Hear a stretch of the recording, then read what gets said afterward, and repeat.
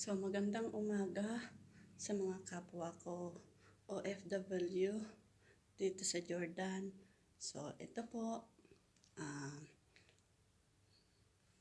umagang kay lamig na naman po.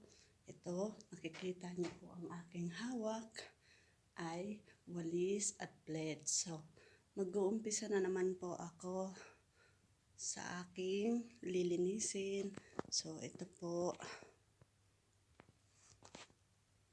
So, ipapakita ko lang sa inyo. Wait. Ang hirap.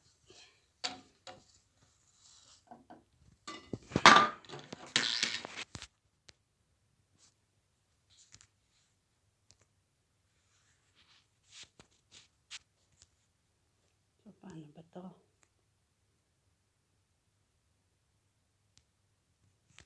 So, ayan po.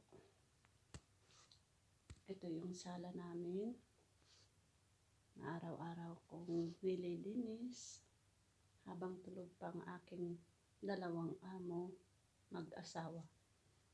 So, makikita nyo, so yung aking mga halaman dito na inaalagaan araw-araw at dinidiligan. So, ayun nga guys, ipapakita ko sa inyo ang labas ng aming garden. So, ito po ang aming garden. Yan.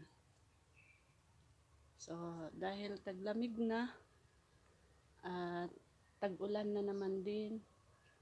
So, ito ang kalagayan ng aming garden. Wala na sa ayos. Yan. So, yun ang gate namin. So, bali kalsada na yung labas niyan. Yan, kalsada na yung labas dyan.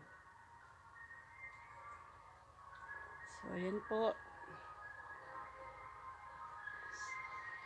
Sa mga nakakapanood ng aking video. So,